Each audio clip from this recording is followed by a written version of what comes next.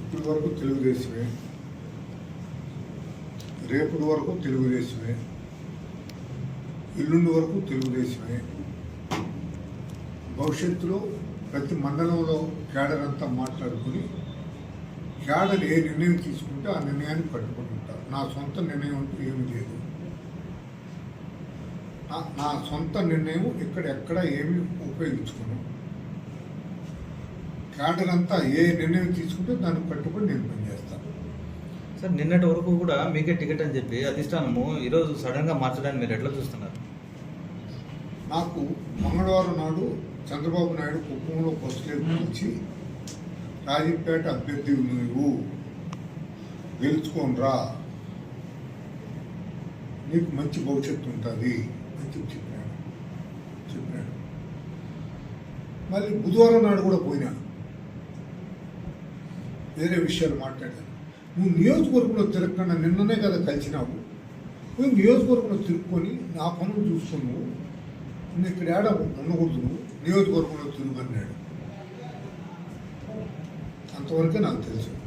ఇంకా నేను వచ్చి మన వాళ్ళకి ముఖ్యమైన ప్రతాపు లేదు ముఖ్యమైన వాళ్ళకి ఫోన్ చేసి మన మల్యాల సుబ్రాయలన్న కొంచెం బాధపడతా చెప్పినాడు, ఫోన్ చేసి చెప్పిన ఇటు మాది చెప్పినాడని చెప్పి వస్తాను.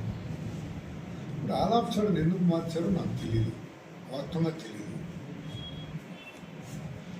వాళ్ళు మారుస్తారని నేను ఊహించలా.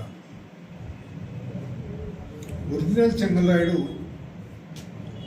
తొలి లిస్టులోనే పేరు లేనప్పుడు రాజకీయాలు విరమించుకోవాలనేట్టు అనుకున్నాను నేను.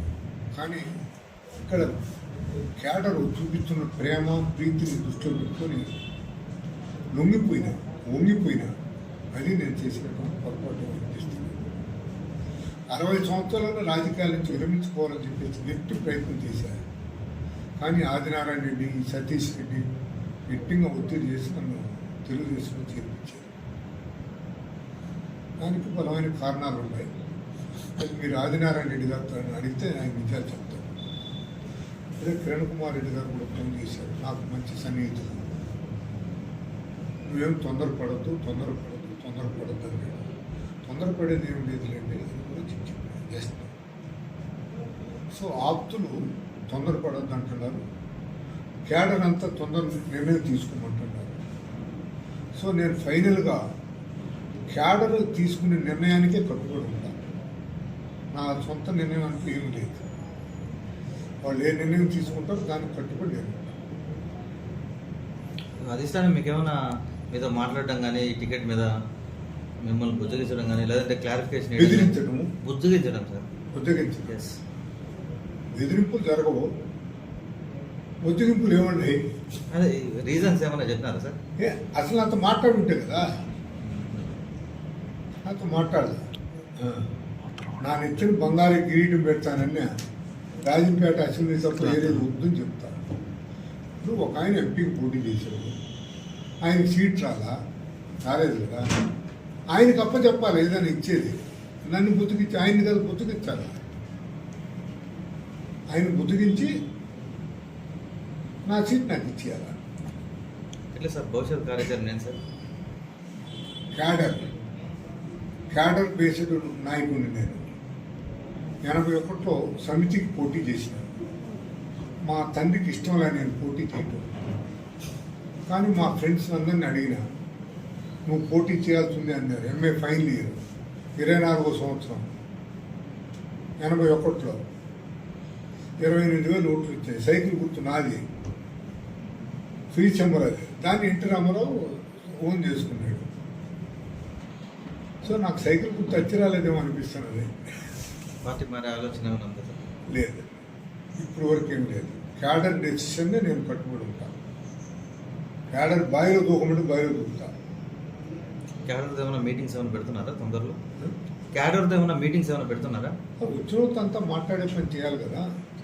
ఇప్పుడు వచ్చినోళ్ళు వచ్చారు. నేను యాక్చువల్గా చంద్రబాబు నాయుడు కలుద్దామని వెళ్ళి అక్కడికి, అక్కడ హెలికాప్టర్ ఏదో రాదా, అంతా జనం వచ్చున్నారంటే బయలుదేరి 5 గల బయలుదేరి సరే 7 గల ఇటు వచ్చేసి 2 అవర్స్లో వచ్చాను నేను. అంత తప్ప నాకు నా బలహీనత అది ఒకటే. బలము అదే, బలహీనత అదే.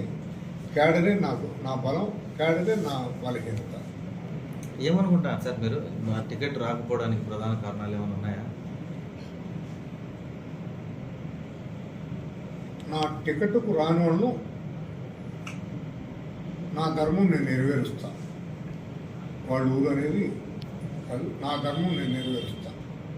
రీజన్స్ ఏమైనా ఉన్నాయి సార్? రీజన్స్ ఏమైనా ఉన్నాయి సార్? బలమైన కారణాలు ఏమైనా ఉన్నాయి? బలమైన కారణం